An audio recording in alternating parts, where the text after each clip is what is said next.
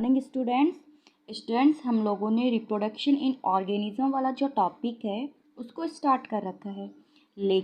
उसके अंदर मैंने आपको एसेक्सुअल रिप्रोडक्शन के टाइप्स ये सब आपके सामने डिफाइन किए थे। एक स्टूडेंट का क्वेश्चन था मेरे पास में कि मैंने एक वर्ड यूज किया था कि जो ये अमीबा है ना, यूनिसेलुलर ऑर्गेनिज्म अमीबा है जो प्रोटोजोआ का मेंबर्स होता है। ये जो अमीबा है इसमें इस वाले स्ट्रक्चर को अपन क्या बोलते हैं, सूडोपोडिया बोलते हैं।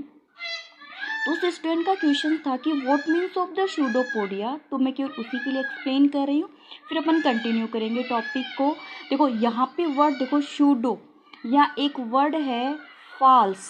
सूडो का मीन्स हमेशा जहाँ पर भी आपको वर्ड सूडो दिखाई दे आपका हमेशा आंसर क्या रहेगा, फॉल्स। पोडिया मीन फुट यानी लेग्स, तो फॉल्स फुट परमानेंट नहीं है, ठीक है, नेचुरल नहीं होते हैं ये। इसका मीन्स क्या हुआ, पहले आप पूरा एक बार देख लो इसका मीन्स क्या हुआ, फिर बात करेंगे। जैसे मान लो आपको पता है कि जो अमीबा है, amoeba also is a unicellular organism, eukaryotic है, प्रोटिस्टा है, जो आर.एच. वेहरटेकर ने जो 5 किंगडम बताए थे उसमें प्रोटिस्टा वाला जो किंगडम है, सेकंड जो किंगडम है उसका ये मेंबर्स है। अब इसके अंदर क्या होता है कि अब सिंगल सेल्स है तो इसका ऑर्गन्स तो हो नहीं सकते, क्योंकि cells to tissue to organ बनते हैं। प्रेजेंट टाइम में तो ये केवल एक सिंगल सेल्स होती है। तो इसमें क्या होता है, जैसे ये सिंगल सेल्स है, वैसे वेल डेवलप है कि यूकैरियोटिक मैंने बोल दिया तो ऑब्वियसली आप लोग समझ गए होंगे इस बात को। तो अब इसके अंदर क्या होता है कि जैसे मान लो फॉर एग्जांपल ये जैसे यूनिसेलुलर अमीबा इरेगुलर फॉर्म में, आप कोई भी फॉर्म बना सकते हो। इसकी ये न्यूक्लियस है, साइटोप्लाज्म में डिफरेंट टाइप ऑफ वैक्यूल्स है। अब इसमें जैसे मान लो इसको मूव करना हो, किसी भी सबस्ट्रेट को अटैच करके इसको मूव करना हो, तो मूव करने के लिए इसके अंदर क्या होगा कि इसकी ये जो प्लाज्मा मेम्ब्रेन है, outer cell membrane also is known as the plasma membrane, तुम लोग ऑलरेडी इस बात को जानते हो। तो ये प्लाज्मा मेम्ब्रेन क्या होगी कि इसके इंटरनल जो पार्ट है इसके अंदर ये जो साइटोप्लाज्म प्रेजेंट है, इस साइटोप्लाज्म को अपन 2 टाइप में डिफाइन करते हैं, शॉल और जेल। ये मूवमेंट तुम लोगों की था नहीं, क्योंकि आरबीएससी की जो बुक है उसमें तो लोकोमोशन इन अमीबा वाला दे रखा है, अमीबा की पूरी थ्योरी दे रखी है, बट तुम लोगों की था नहीं 11th क्लास में, तो मैंने बात नहीं बताई थी क्योंकि ये टॉपिक ही नहीं था। अब इसमें क्या होता है कि इसके अंदर का जो साइटोप्लाज्म वाला जो पार्ट होता है, ठीक है, साइटोप्लाज्म प्लस न्यूक्लियस प्लस इन सबको अपन एक साथ क्या बोला जाता है, इन सबको अपन एक साथ बोलते हैं प्रोटोप्लाज्म। आपको पता ही है साइटोप्लाज्म प्लस न्यूक्लियस, साइटोप्लाज्म में क्या क्या दोगे, ऑर्गेनल्स भी दोगे आप लोग, जितने भी ऑर्गेनल्स पाए जाते हैं। तो इसके अंदर मैं ये जो साइटोप्लाज्म है इसको 2 टाइप में डिफाइन कर देती हूँ, जेल और सोल मानी थोड़ा सा सॉलिड फॉर्म में होगा, यानी सेमी सॉलिड फॉर्म में होगा, और जेल का मतलब होता है लिक्विड, 2 टाइप की फॉर्म हो गई। अब इसके अंदर जो लिक्विड वाला जो शॉल और जेल वाली जो फॉर्म है ये मूव करती है। अब मूव करने से क्या होता है कि जैसे ऐसी फॉर्म बन गई, देखो ऐसे, ये वाली जो है ये ऐसे रिज्ड इस फॉर्म में आ गई, फिंगर लाइक फॉर्म है ना, बाकी की आप ऐसे छोड़ दो कोई फिर कुछ टाइम के बाद में क्या होगा, ये थोड़ा और बढ़ेगी ऐसे, है ना, ऐसे और बढ़ेगी और ऐसी फॉर्म बनेगी, ऐसी फॉर्म बन जाएगी। देखिए तो ऐसी फॉर्म बन जाती है। अब यहाँ देखिए जैसे पहले यहाँ एक फॉर्म बनी, ठीक है, मैं इसी स्ट्रक्चर को आगे और डिफाइन करती हूँ। अब यहाँ से ये वाली फॉर्म तो हट गई, सपोज मान लो यहाँ प्लाज्म का प्रेशर लगा तो यहाँ ये फॉर्म बन गई, ठीक है, ऐसे तो यहाँ ये फॉर्म आ गई, तो यहाँ से तो ये फॉर्म हटी गई फिंगर लाइक फॉर्म, बट यहाँ फॉर्म आ गई, तो दिखने में ऐसे लग रहा है जैसे ऐसे चल रहा हो अपने, ऐसे जैसे एक बना फिर ही हटा, फिर बना फिर हटा। तो इसके मूवमेंट करवाने के लिए इसकी जो प्लाज्मा मेम्ब्रेन है, ये प्लाज्मा मेम्ब्रेन क्या बनाती है, फिंगर लाइक फॉर्म बनाती है। इस फिंगर लाइक फॉर्म को ही हम क्या कह देते हैं, सूडोपोडिया बोल देते हैं। तो अमीबा में लोकोमोशन किसकी हेल्प से होता है, सूडोपोडिया की हेल्प से होता है। ये काफ़ी लंबी थ्योरी है, तो मैंने आपको बता दिया कि अमीबा के अंदर जो लोकोमोशन, इसका पूरा टॉपिक 11th क्लास की जो आरबीएससी की बुक थी उसमें है, एनसीईआरटी में नहीं था। कुछ ठीक है, सेकंड पोजीशन ये हुई कि हमारा लगभग जो सिलेबस था वो रिड्यूस हो चुका था, तो फिर भी हमारी बात नहीं हो पाई थी।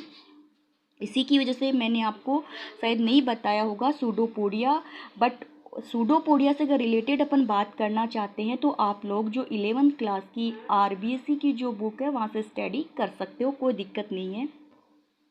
बट प्रेजेंट टाइम में हम लोग 12th क्लास के अकॉर्डिंग स्टडी कर रहे हैं, तो वहाँ पे सूडोपोडिया क्या होते हैं या ऐसा कोई क्वेश्चन पुटअप नहीं होगा आप लोगों से।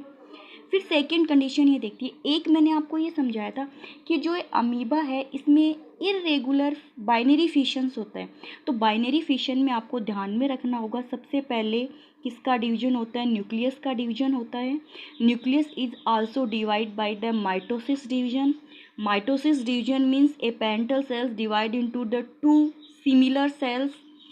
Mitosis division are the two type. First is the karyokinesis means nucleus division और cytokinesis means cytoplasm division. अभी मुझे ज़्यादा एक्सप्लेन करने की ज़रूरत है नहीं, क्योंकि माइटोसिस है मियोसिस इन दोनों की स्टडी हम लोग 11th क्लास में बहुत अच्छे से कर चुके हैं। इसमें प्रोफेज, मेटाफेज, एनाफेज है ना, टीलोफेज, फिर साइटोकाइनेस करवाते थे और फिर 2 सेल्स का फॉर्मेशन करते थे। तो ये केवल मैंने थोड़ा सा ज़्यादा बता दिया, हालांकि क्वेश्चंस के अकॉर्डिंग कहते हैं कि सूडोपोडिया क्या होते हैं। तो अब आप ध्यान में रखना कि अमीबा में लोकोमोशंस के लिए जो इसका साइटोप्लाज्म होता है वो मेम्ब्रेन पे प्रेशर डालता है, प्रेशर डालने से फिंगर लाइक फॉर्म बनती है। तो ये फॉर्म कभी बनती है कभी नहीं बनती, इसीलिए अमीबा के अंदर ऐसा लग रहा है कि फुट बन रहे, पोडिया बन रहे हैं, बट वो पोडिया को अपन सूडोपोडिया बोलते हैं। चलिए, अब मैंने आपको अमीबा के अंदर इरेगुलर बाइनरी फिशन की स्टडी करवा दी थी, पैरामीशियम में बता दिया था और यूग्लिना में बता दिया था। अब मेरा आप लोगों से क्वेश्चंस ये रहेगा, आप लोग इसका आंसर दोगे कि जो अमीबा है या फिर जो यूनिसेलुलर ऑर्गेनिज्म है also is known as the amoeba का एक एग्जांपल लेते हैं, ये इमॉर्टल कैसे है। जबकि अपन ये कहते हैं, मैंने लाइफ स्पॉन की बात बताई थी आपको कि बर्थ टू डेथ टाइम जो होता है उसको लाइफ स्पॉन कहते हैं, उसमें अपनी ग्रोथ भी होती है, डेवलपमेंट भी होता है, वो अपनी लाइफ स्पॉन होती है। तो फिर यानी कि इसका मतलब डेथ श्योर है, नेचुरल डेथ श्योर है, कभी ना कभी होगी। तो फिर मैं अमीबा को इमॉर्टल क्यों बोल रही हूँ, ये बात मैंने पीछे वाले वीडियो में जब क्वेश्चंस एक्सप्लेन कर रही थी तो मैंने वहाँ पे आपको बताया था। बस आपको उसी को देख करके या रिपीट करके, या अगर आपने देख लिया हो तो मुझे इस क्वेश्चन का आंसर आप कमेंट बॉक्स में बताओगे कि अमीबा को इमॉर्टल क्यों बोलते हैं। चलिए, यहाँ पे हमारा जो फिशंस का टाइप था वो कंप्लीट हो चुका था। आज अपना जो टाइप चलेगा बच्चों वो क्या रहेगा, देखिए सेकंड एसेक्सुअल रिप्रोडक्शन का टाइप है बर्डिंग। क्या टाइप होता है, बर्डिंग होता है। और देखिए, अगर आप लोग वीडियो से टॉपिक को अच्छे से समझ रहे हो है ना, तो आप मुझे कमेंट्स करके ये बात बताओगे, क्योंकि मैं आप लोगों के लिए बना रही हूँ ताकि आप लोग अच्छे से समझ सको टॉपिक को, ठीक है। और प्रेजेंट टाइम के अंदर आपको जो नेगेटिव थॉट है उससे बिल्कुल दूर रहना है, ओनली अपनी स्टडी पर ध्यान देना है, अच्छे से स्टडी करनी है। ये टाइम है, ये बीत जाएगा और कुछ समय के बाद में बहुत अच्छा टाइम आएगा और उस टाइम में आप लोग पीछे ना रह जाओ, बस इसी बात को आपको ध्यान में रखना है।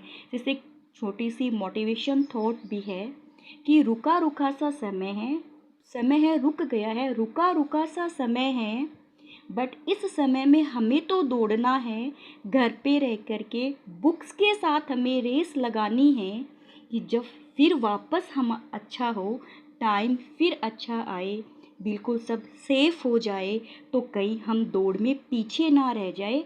हमें तो सबसे आगे खड़ा रहना है, दौड़ लगानी है बुक्स के साथ में घर पे रह कर के, इसीलिए आपके लिए चलाया हुआ है। चलिए, शायद मेरी इस मोटिवेशन से आपको थोड़ा सा मोटिवेशन तो मिला होगा, आप लोग मोटिवेट रहोगे, हम लोग अपने आप मोटिवेट रहेंगे। चलिए, हमारी सेकंड टाइप्स है उसी को अपन कंटिन्यू कर रहे हैं। तो हमारा सेकंड टाइप देखिएगा क्या रहेगा, बर्डिंग। एसेक्सुअल का टाइप्स करवा रही हूँ, बर्डिंग है सेकंड। अब देखो, आपको नाम से पता चल रहा है कि बर्ड, ये छोटी छोटी बातें आपको ऑलरेडी पता है, बट अब सिलेबस में है तो करवाना होता है, ये आपको भी पता है। बर्डिंग यानी कि बर्ड का फॉर्मेशंस। नहीं पता तो मैं बता देती हूँ। जैसे अपन अभी कोई टाइप्स वगैरह कुछ भी नहीं ले रहे, जैसे मैं एक दो, जैसे कोई ये सेल्स है, अभी मैं नाम नहीं दे रही, ठीक है। सेल्स है, सेल के कंपोनेंट्स क्या क्या होते हैं आप सबको पता है। अब ये मान लीजिए कोई भी सेल्स है, सेल में माइटोसिस डिवीजन हुआ और यहाँ पे एक आउट ग्रोथ हो गई, इनर ग्रोथ नहीं हुई है। इनर ग्रोथ भी होती है बट वो अदर एग्जाम्पल लेंगे, बाहर की तरफ ग्रोथ हुई है। अब जैसे आउटर ग्रोथ हो गई, यहाँ पे ये जो न्यूक्लियस है, इस न्यूक्लियस में वही माइटोसिस डिवीजन हुआ। माइटोसिस डिवीजन हुआ तो 2 न्यूक्लियस बने, इसमें से जो एक न्यूक्लियस है ये इस बड के अंदर क्या हो जाएगा, ट्रांसफ़र हो जाएगा। फिर उसके बाद में धीरे धीरे जो बड है ये डेवलप होगी, हो गई बड, डेवलप हो गई। और फिर आप चाहो तो इस बड को डायरेक्टली यहाँ से ये कह दो कि बड जो पेरेंटल सेल्स है उससे सेपरेट हो गई, किसी भी सबस्ट्रेट से अटैच हो गई और खुद को क्या कर लेती है, डेवलप कर लेती है। जो फर्स्ट वाला पेरेंट्स था सेम वैसा ही क्या बन गया, ऑफ स्प्रिंग बन गया। That is clear. अब इसी को आप एग्जाम्पल में दे दो, आपको सीधी सी बात है, रट्टे कुछ नहीं मारना होता, एक फंडा समझ में आना चाहिए कि बर्डिंग क्या होती है। Budding is a also type of asexual reproductions, only single parents also involve in this process. A bud form a cell outer growth to form a bud. Then after to divide the nucleus by the mitosis division, the second nucleus enter in the bud. The bud also separate from the parental cells. The favorable conditions, the favorable condition is growth to form the a new form is the form बन गई।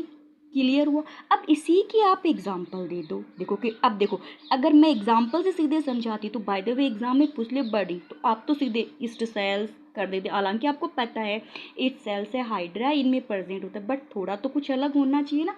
तो इसीलिए पहले ये definitions दो, फिर आप दो, जैसे फॉर द एग्जाम्पल ईस्ट।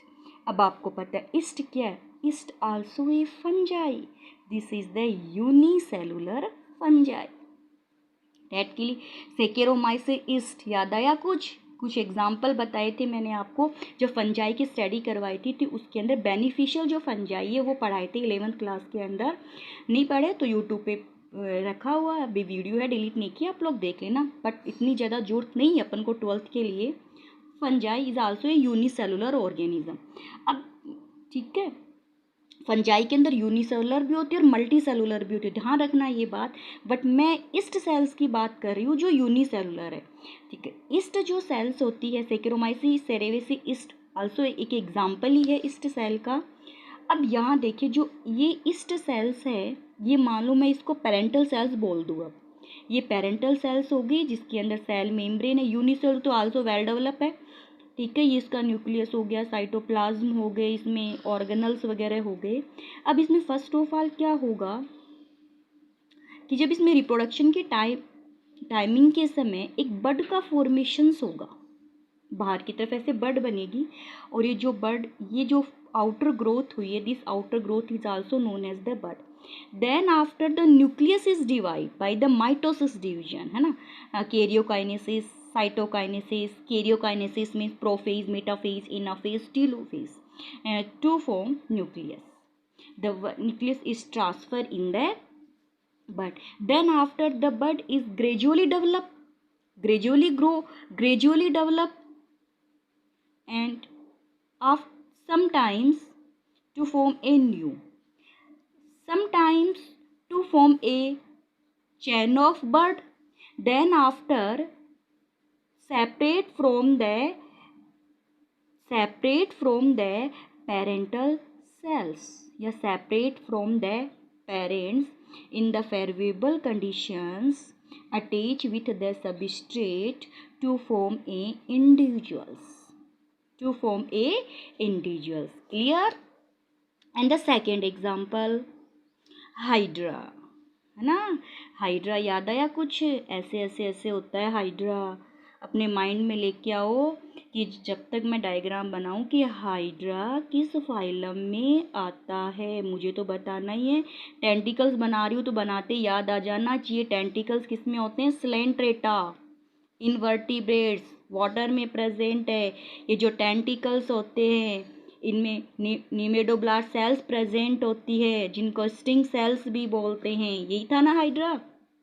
अब यहाँ देखिए हाइड्रा में भी क्या होता है कि यहाँ पर एक बड का फॉर्मेशंस होता है। देखिए चलो यहाँ बना देती हूँ मैं, यहाँ ऐसे ऐसे है ना, एक बड का क्या हो गया यहाँ पे फॉर्मेशंस हो गया।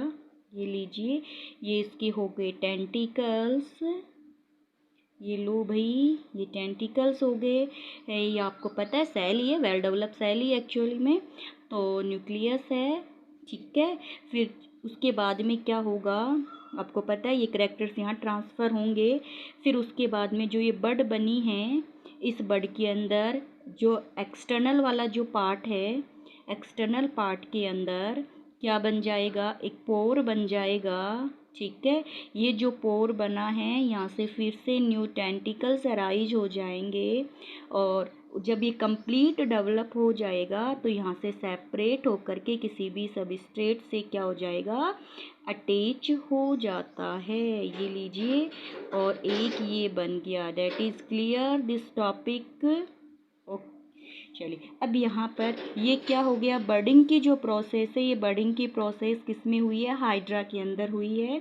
तो फर्स्ट ऑफ ऑल हमने क्या किया, a bud a outer growth, this is known as the bud, transfer the nucleus to form a pore, the external arise the tentacles, then after the complete development of the hydra detach from the parental cells to form a new hydra, new individuals।